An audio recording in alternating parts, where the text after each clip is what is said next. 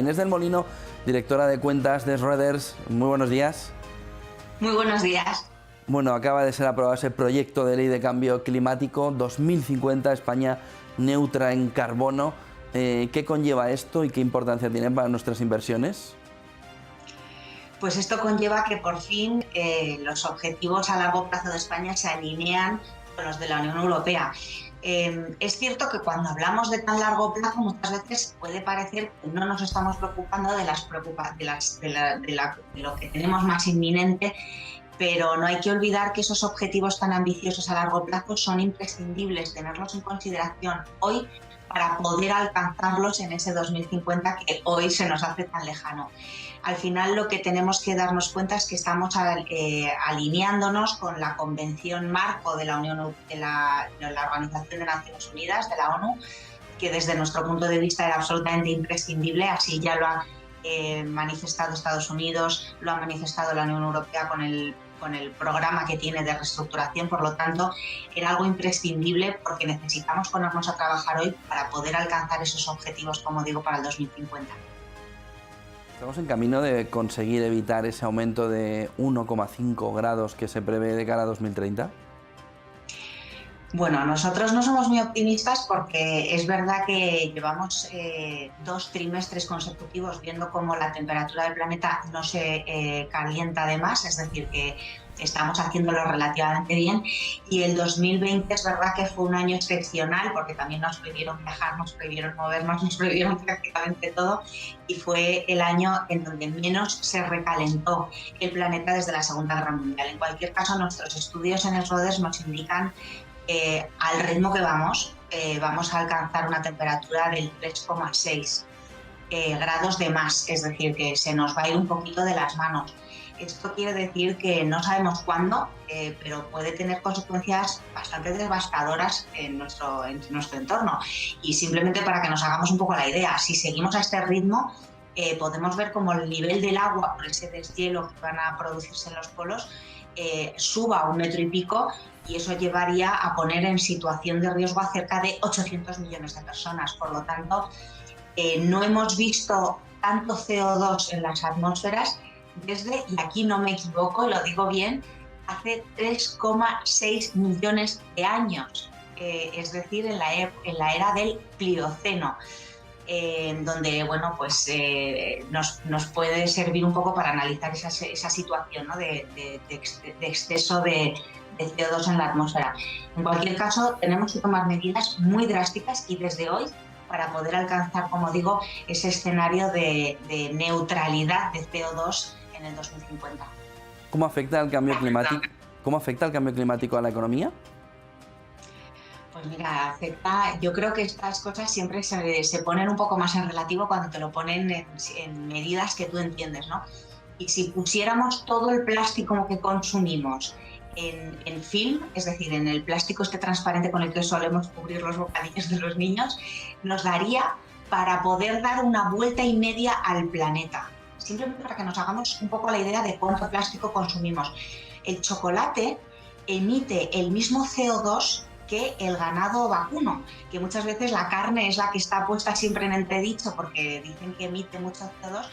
El cultivo del cacao emite el mismo CO2 o cultivarlo provoca el mismo CO2 que el cultivo del vacuno. Por lo tanto, también tengamos en cuenta que no solamente es no comer carne y utilizar medios de transporte sostenibles. La moda, es decir, todo lo que es fabricar ropa, también consume un 10% o emite un 10% de las emisiones de CO2, implica una deforestación brutal. Y un dato que yo creo que a todos nos va a ser muy significativo: ordenadores, tablets, móviles, todo lo que es tecnología emite un 2,5% de las emisiones. Es decir, que tenemos que tener muy en cuenta que todo lo que hacemos en el día a día está emitiendo CO2 a la atmósfera, y lo que tenemos que intentar es reducirlo para convertirnos en neutrales, es decir, que lo que emitamos seamos capaces de, por así decirlo, digerirlo con los mecanismos que tenemos. Y para eso tenemos que llevar a cabo una transformación brutal en todos los sectores que nos podamos imaginar. Sí, comentabas algunas de las curiosidades que se han detectado desde Schroders sobre cómo afecta en esos alimentos que comentabas, en comportamientos cotidianos. ¿Alguna curiosidad más que hayáis detectado y que sea interesante para el inversor? Mira, uno de los aspectos más importantes que tiene que tener claro el inversor es que toda esta transformación que vamos a ver en todos los sectores, porque como digo, no solamente es dejar de consumir carne, que ha sido, yo creo, uno de los temas que más se ha hablado por parte de los que son grandes devoradores de carne, es que todo provoca emisiones de CO2. Por lo tanto, la transformación va a ser absolutamente de 360 grados y en ese sentido nosotros creemos que hay compañías y hay sectores que sí que nos van a ayudar a mitigar ese calentamiento o que están trabajando con medidas para poder digerir todas esas emisiones. Ahí es donde nosotros creemos que está la oportunidad de la inversión, porque para conseguir que en el 2050 seamos un planeta cero emisiones, es decir, neutral en emisiones, tenemos que invertir cerca de 120 billones de dólares de aquí a entonces, y eso va a llevar a cabo eso nos va a proporcionar una oportunidad de inversión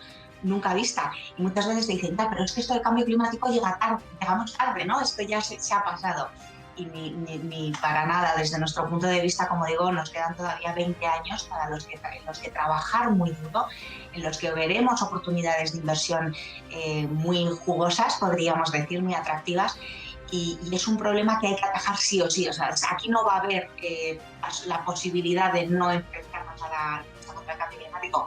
Lo de la pandemia ha sido algo muy puntual, pero la lucha contra el cambio climático es algo muchísimo más general, es algo muchísimo más global, y nos ponemos todos a trabajar o se nos va a complicar muchísimo la subsistencia en el planeta, la verdad.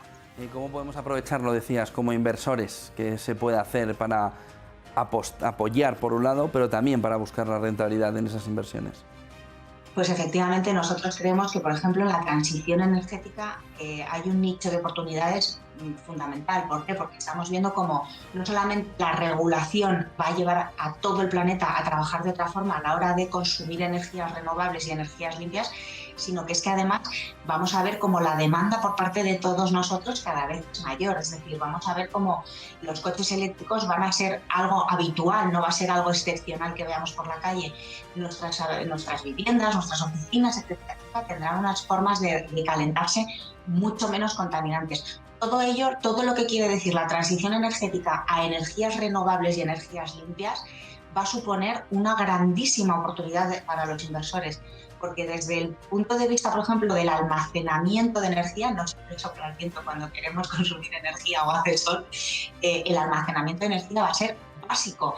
O otra de los subsectores que nosotros consideramos importantísimo y a tener muy en cuenta es la distribución eficiente de energía, que no se desperdicie energía a la hora de que llegue a nuestro dispositivo o a nuestro hogar.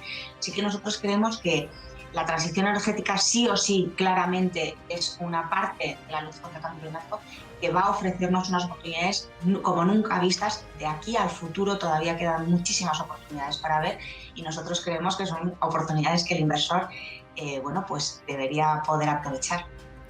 Inés del Molino, directora de cuentas de Schroders, gracias por ponernos el foco en ese medio plazo de verdad sostenible. Buen día y buen negocio, Inés. Igualmente, buen día y buen negocio. Muchísimas gracias.